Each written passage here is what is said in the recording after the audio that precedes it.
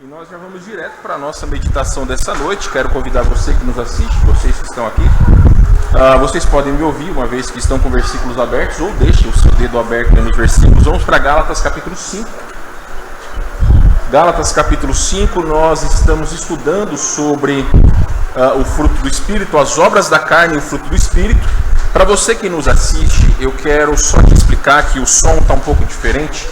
Tanto na semana passada quanto hoje, nós estamos sem o microfone, deu um probleminha na base, e aí nós estamos usando o microfone da webcam. Às vezes pode dar aí algum probleminha, você pode notar que o som está um pouco mais aberto, mas de toda maneira eu creio que vocês vão poder nos escutar sem problema nenhum, tá bom? Só também vocês vão ter que me perdoar, porque eu vou derreter hoje, está calor, não pode deixar o ventilador muito forte para também não prejudicar o volume. Mas vamos para Gálatas capítulo 5, então versículos, vamos começar com, nós iríamos ler só versículos 22 e 23, mas vamos começar com o versículo 16.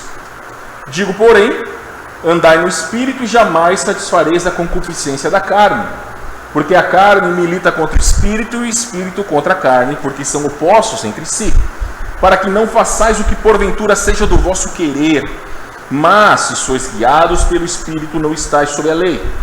Ora, as obras da carne são conhecidas e são prostituição, impureza, lascívia, idolatria, feitiçarias, inimizades, porfias, ciúmes, iras, discórdias, dissensões, facções, invejas, bebedices, glutonarias e coisas semelhantes a estas, a respeito das quais vos declaro, como já outrora vos preveni, que não herdarão o reino de Deus os que tais coisas praticam.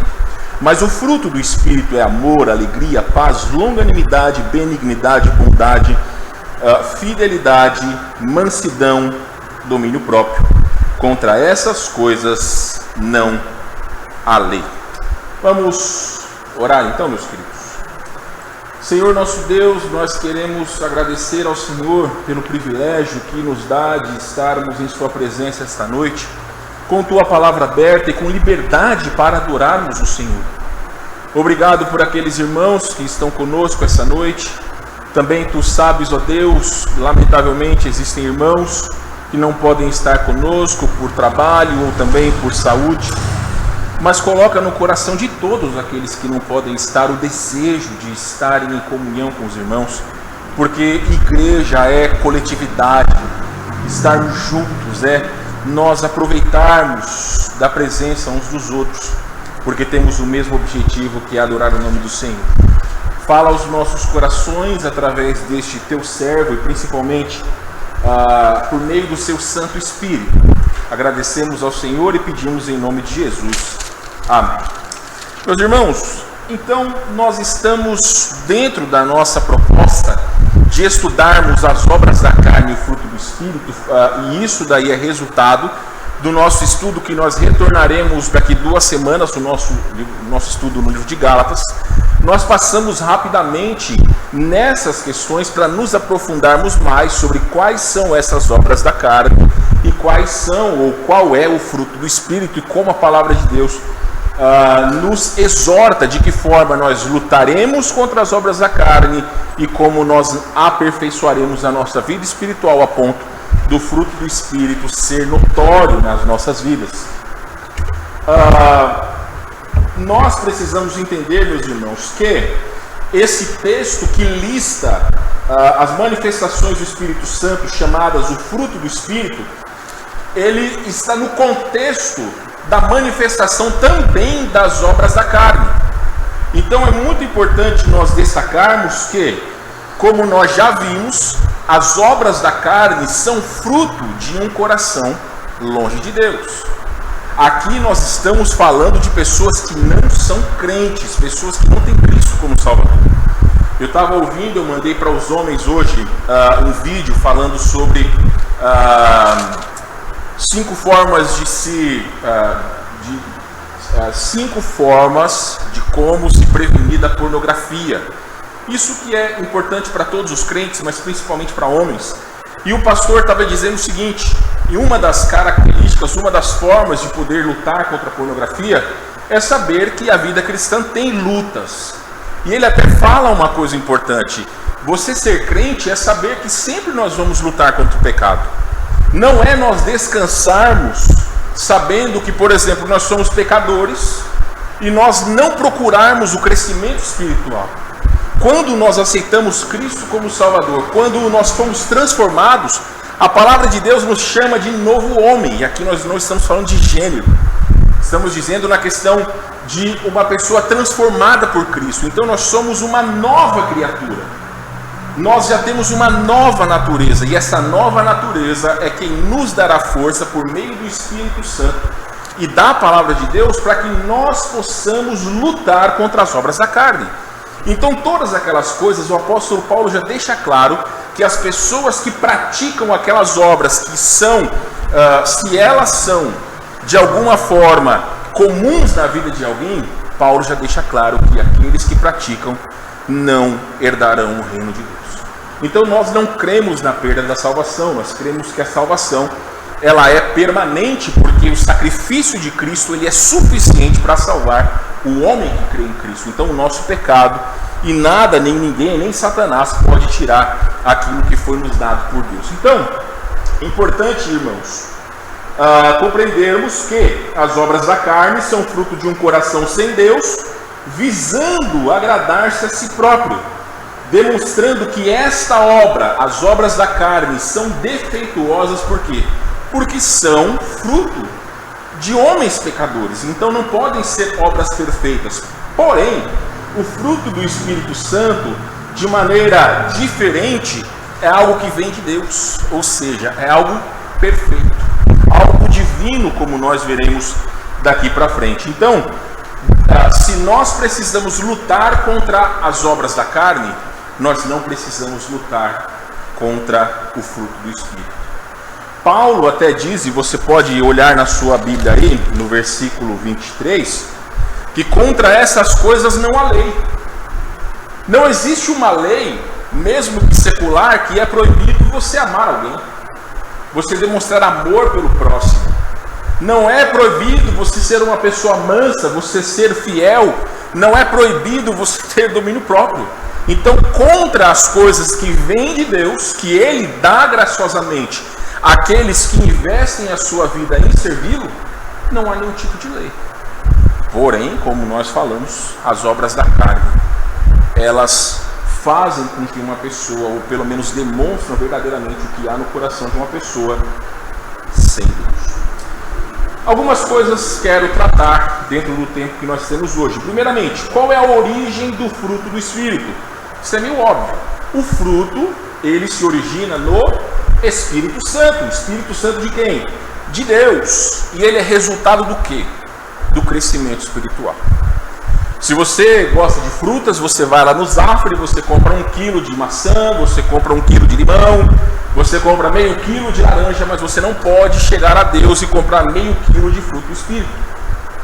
A pessoa só receberá de Deus a partir do momento que ela investe a sua vida em obedecer ao Senhor. Cada vez mais que nós estamos inseridos no contexto espiritual, quanto mais nós investirmos a nossa vida em servir ao Senhor, mais do fruto do Espírito nós experimentaremos. E aí, meus irmãos, todos vocês sabem o seguinte: olha, eu particularmente gosto muito de melancia, minha fruta predileta. Só que aqui no Rio Grande do Sul tem algumas melancias que são muito boas e tem algumas melancias que são muito ruins. Particularmente, eu não gosto da melancia gaúcha, porque eu acho muito aguada. Mas às vezes que vem uma melancia lá de São Paulo, de Goiás, na feira geralmente vende, ela é mais doce. Ela é mais consistente. Eu gosto de melancia um pouco mais consistente. Eu digo isso para vocês por quê? Porque às vezes eu já cheguei a rodar com o meu carro 10 quilômetros para comprar uma melancia. Às vezes é mais barato comprar no Zafra. O quilo da melancia no Zafra está R$5. O quilo da melancia. Às vezes era mais barato comprar no Zafra do que ir atrás de outra, mas eu vou atrás daquela que eu gosto. E eu digo isso para vocês por quê? Porque quando nós experimentamos algo que traz prazer para nós, geralmente nós queremos mais. O salvo em Jesus Cristo, que experimenta o fruto do Espírito Santo na sua vida, ele vai querer mais. Ele vai investir a sua vida em que esse fruto seja algo presente na sua vida. Não quer dizer que nós não pecaremos. Quer dizer que nossa vida será investida em servir ao Senhor. O grande problema, o grande mal, é que infelizmente muitas pessoas, mesmo sendo crentes, nunca experimentaram o verdadeiro fruto do Espírito. Por quê? Porque existe uma luta interior em relação à sua vida espiritual. Algumas pessoas têm uma vida espiritual pífia, ou às vezes podem nem ser salvos verdadeiramente. Como o próprio pastor Rodrigo Mocelin, desse vídeo que eu citei para vocês, ele disse. E eu recentemente preguei sobre a vida de Judas Iscariotes.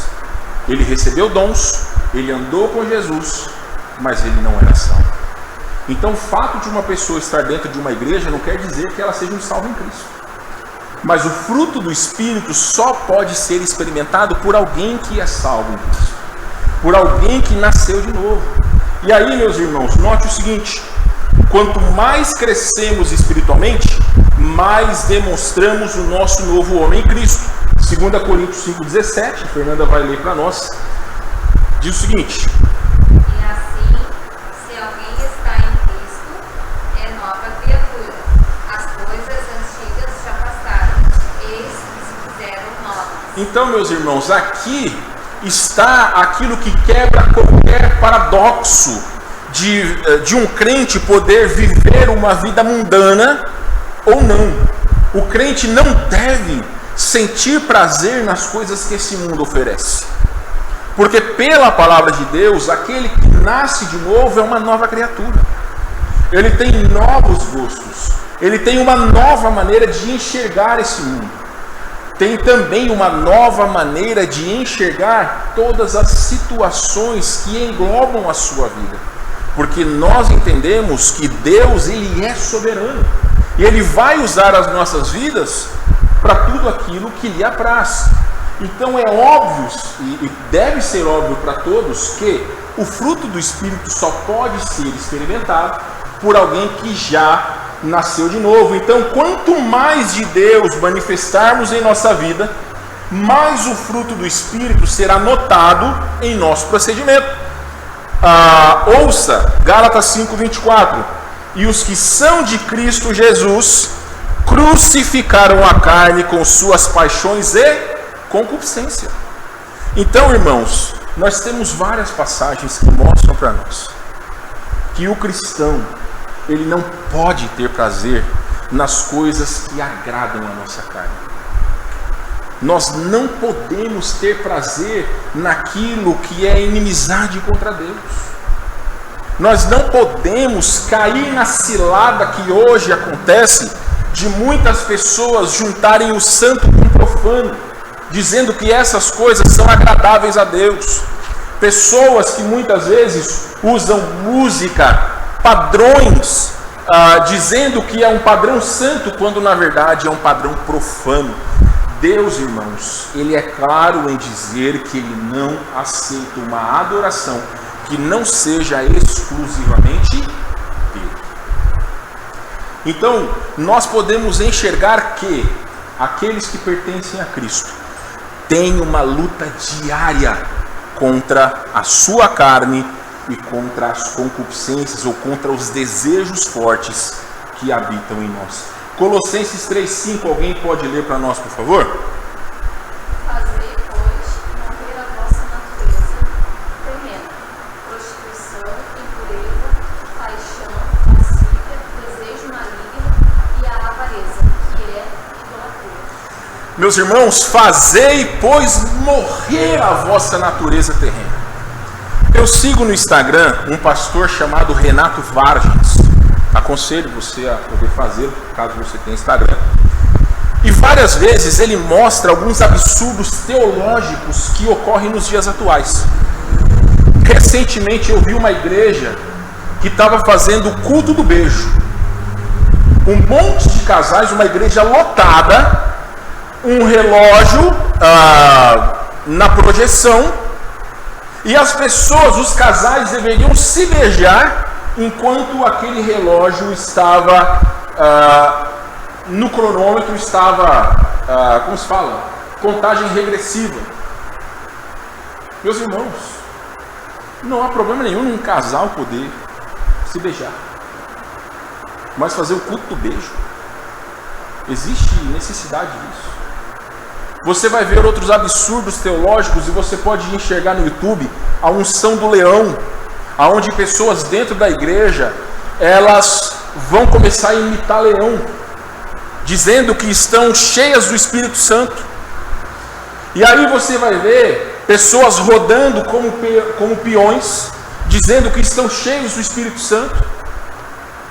Eu já vi pessoas que estavam tocando dentro da igreja pagode santo ou esse tipo de coisa, as pessoas estavam sambando, axé gospel, as pessoas estavam dançando com funk gospel, pessoas estavam dançando com aquelas poses e vestimentas sensuais características dessas roupas ou desses ritmos.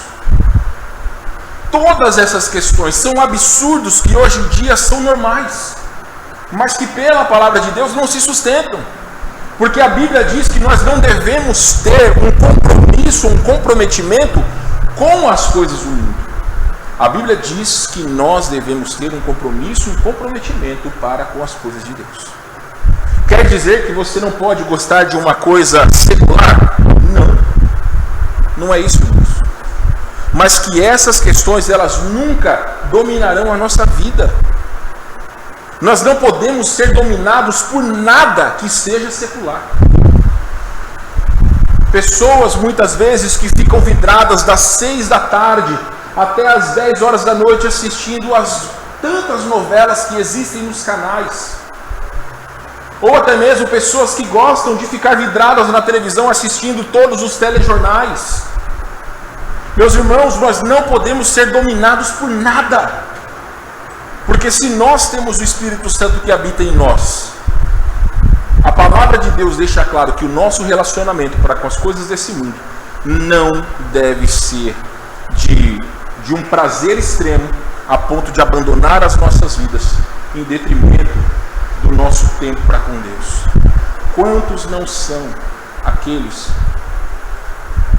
que não têm o seu tempo devocional diário, que não conversam com Deus, passam às vezes de domingo a domingo sem terem um tempo com Deus nas suas casas, acham que vida cristã se resume a estar na igreja no domingo. Meus irmãos, nós não podemos nos enganar. Satanás, ele tem usado todas as coisas que esse mundo oferece a fim de, como peixes, fisgar crentes para estarem longe de Deus. É por isso que muitos crentes estão satisfeitos com a mediocridade. Eu peguei essa frase de um irmão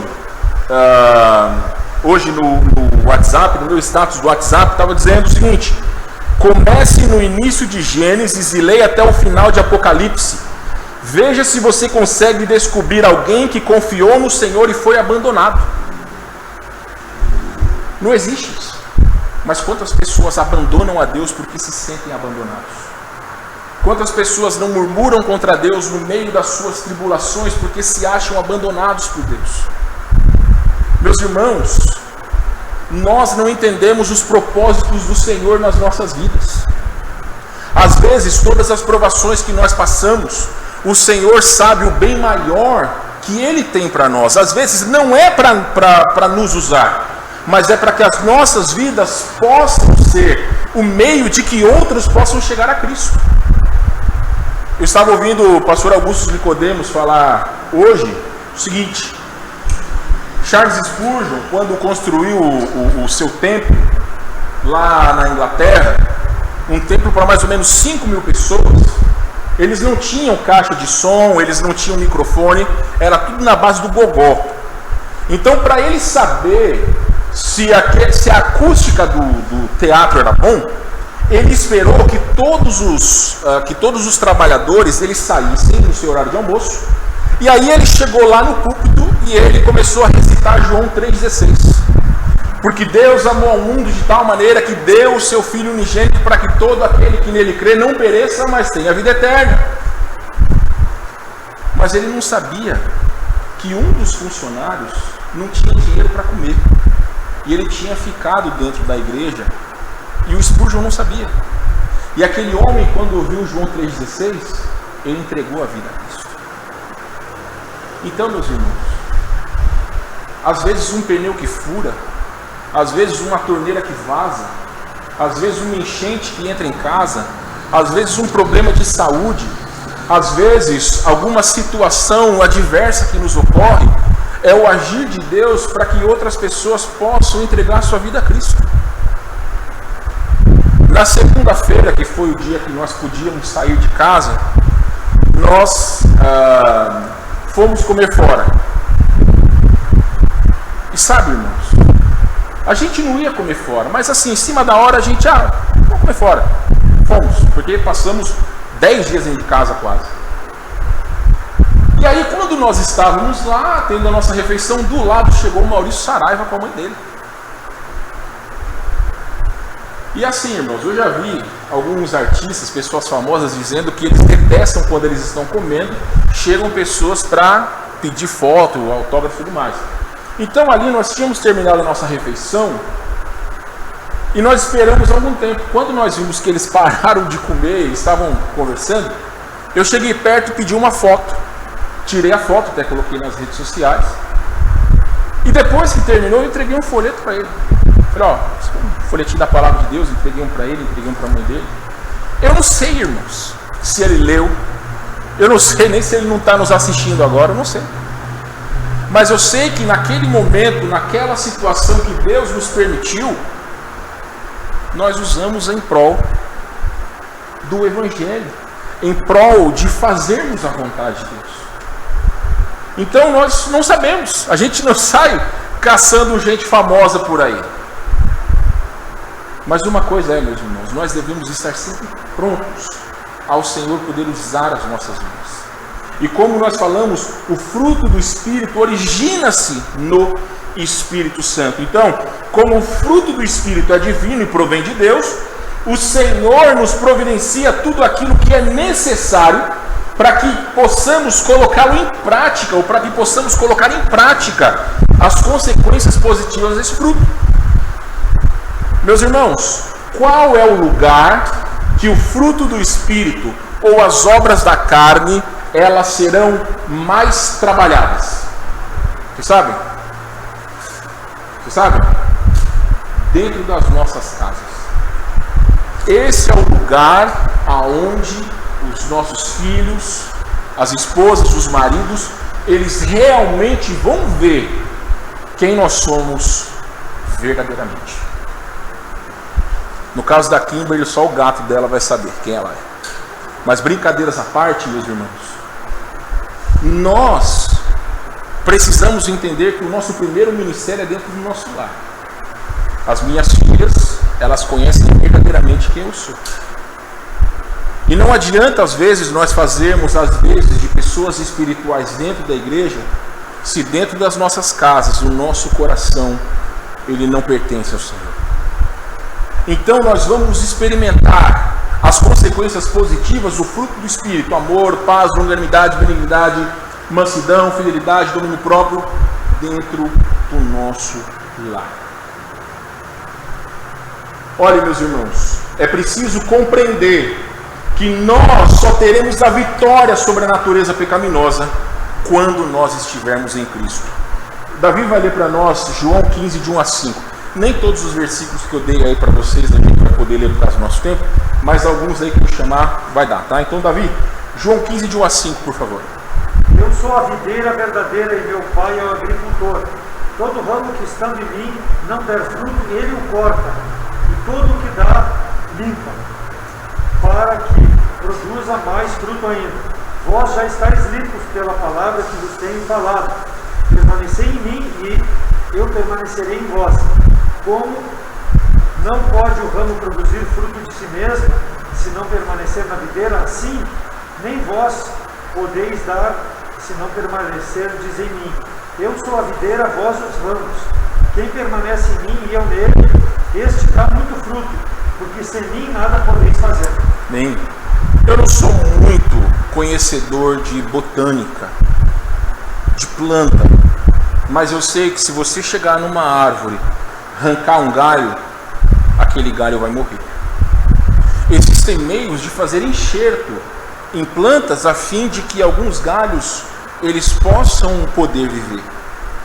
O que Cristo está dizendo é que nós, se estamos nele, como a videira verdadeira, nós damos frutos. Infelizmente, existem pessoas que não estão em Cristo, que não fazem parte da videira verdadeira. Então esses nunca poderão dar frutos. Poderão de alguma forma, assim como Judas Iscariotes, demonstrar uma falsa espiritualidade, mas nunca conseguirão frutificar. Note, nós já lemos, né, 2 Coríntios 5,17, se alguém está em Cristo é uma nova criatura, as coisas antigas já passaram e eis que tudo se fez novo. Agora Filipenses 4,13, Eduardo, por favor. Posso todas as coisas em Cristo que me fortalece. Meus irmãos, ou tudo posso naquele que me fortalece.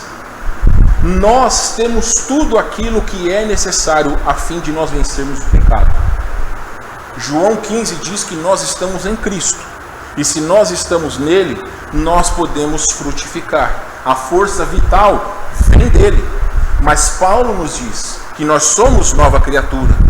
Cristo nos transformou. Nós somos um novo homem. Nós temos uma nova natureza. E como ele disse aos Filipenses, todas as coisas nós podemos em Cristo, que nos fortalece. As obras da carne, elas são resultado do agir do homem a fim de satisfazer-se a si mesmo. O fruto do Espírito é o agir do Espírito Santo na vida daquele que busca em Deus satisfazer a vontade de Cristo. Então, quanto mais nós procurarmos crescer espiritualmente, quanto mais nós procurarmos investir a nossa vida em servir ao Senhor, em sermos obedientes, mais o fruto do Espírito Santo, ele será visível nas nossas vidas e nós experimentaremos ele. Da mesma forma que eu gosto daquela melancia doce, quando nós encontramos o caminho de fazer a vontade de Deus e vemos os benefícios da nossa fidelidade, de maneira alguma nós vamos querer retroceder, meus irmãos. De maneira nenhuma. Tem um hino que vocês conhecem que diz: estou seguindo a Jesus Cristo, deste caminho eu não desisto. E ainda diz: estou seguindo a Jesus Cristo, para trás não volto nunca mais. Vai você achar que estou cantando a música aí do nosso amigo lá que não é isso. Tem um corinho aí que a gente canta. Eu acho que, não sei se o Modo Melodia tem, eu sei que no cantor cristão tem. Mas é uma grande verdade, meus irmãos. Nós não podemos retroceder. Se nós sabemos que a nossa vida foi transformada, por que nós vamos retroceder? Então o verdadeiro salvo em Cristo, ele vai frutificar. Não importa quantas pessoas estão ao seu redor, e não importa quantos querem fazer a vontade de Deus, porque a nossa força não está nos outros, a nossa força está em Cristo. Nós fazemos parte de uma igreja que, dentro das suas possibilidades, nós temos um grupo de membros. Às vezes, irmãos, nós vemos que a maioria das pessoas verdadeiramente querem fazer a vontade de Deus. Mas e se não quiserem? O que nós faremos? Elias desestabilizou quando achou que estava sozinho, ao ponto do Espírito de Deus dizer para ele que não, que existiam milhares de pessoas que ainda não tinham servido a Baal. Meus irmãos, se você faz parte dessa igreja, entenda o seguinte: a nossa fortaleza está no Senhor. Todos aqueles que querem fazer a vontade de Deus serão visíveis. Por quê? Nós cremos que não é os opostos que se atraem. Nós cremos que pássaros da mesma pena se ajuntam. Então todos aqueles que querem fazer a vontade de Deus, de alguma forma, eles estarão juntos.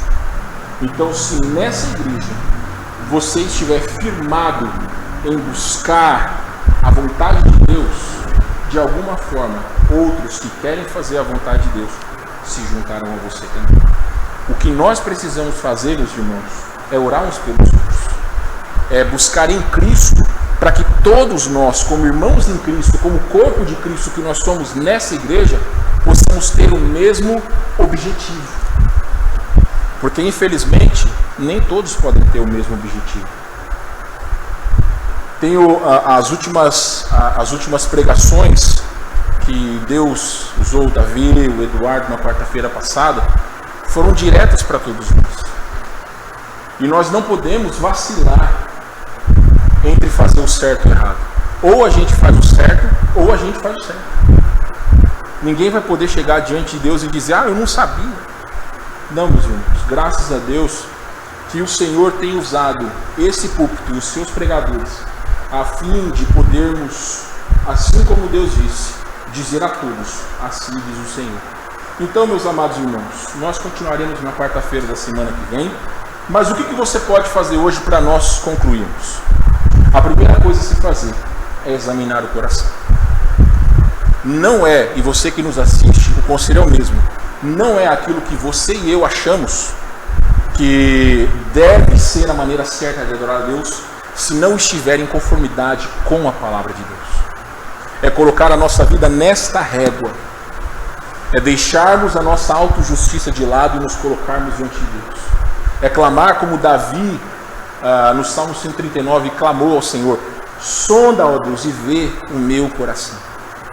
Prova-me e vê se há em mim algum caminho mau. Esse é o primeiro passo. Porque, meus irmãos, nós servimos a um Deus que é o Deus da paz. Ele vai nos dirigir, se porventura houver alguma coisa que nós precisamos parar, clamar ao Senhor e abandonar. Algumas vezes nós precisamos novamente pedir ao Senhor: ó Deus, dá-me a alegria da salvação. Porque às vezes a vida cristã, para alguns, torna-se algo corriqueiro. É como comer arroz e feijão. A primeira vez que a minha esposa fez comida em casa, arroz e feijão foi uma festa. Ela sempre foi uma boa cozinheira. Mas hoje a gente come arroz e feijão e... normal. A vida cristã não pode ser assim, meus irmãos. Cada dia que o Senhor dá para nós é mais um dia que nós devemos oferecer a Ele como agradecimento, e por Ele ter nos dado mais um dia e dar as nossas vidas para servir. Eu não sei o que vai acontecer com vocês ao sair dessa igreja hoje, mas eu sei que tudo está debaixo do propósito de Deus nas nossas vidas. Então, meus irmãos, aonde quer que nós estejamos, o Senhor quer nos usar. Semana que vem nós continuaremos, vamos falar sobre o propósito do fruto do Espírito e a unidade do fruto do Espírito. Obrigado a vocês que leram, alguns que não leram. Lê os versículos aí na sua casa, sei que vai ser sempre útil a leitura da palavra de Deus. Vamos orar mais uma vez? Pai de amor, Deus de misericórdia, o desejo deste teu servo é que o Senhor primeiramente sonda o meu coração. Mostra, ó Deus, se há em mim algum caminho mau. Mas também, ó Pai, abre os nossos olhos como servos do Senhor aos irmãos que estão aqui, àqueles que nos assistem, ó Deus, nas suas casas. Mostra se verdadeiramente nós temos servido ao Senhor. Se nós pertencemos a Cristo, porque pode ser que existam pessoas que acham que pertencem ao Senhor, mas nunca entregaram a sua vida a Jesus Cristo. Então, ó Deus, não só por um futuro glorioso, mas principalmente, ó Deus, firmado nas tuas promessas de que o Senhor não vai abandonar aqueles que buscarem ao Senhor. Nós precisamos, ó Deus, buscá-lo diariamente, e aqueles que nunca o encontraram, que hoje seja o dia da salvação. Faz-nos, Senhor Deus, experimentar cada dia das nossas vidas o fruto do Espírito, que ele seja cada vez mais visível nas vidas daqueles que lhe são fiéis. É o nosso desejo e oração em nome de Jesus.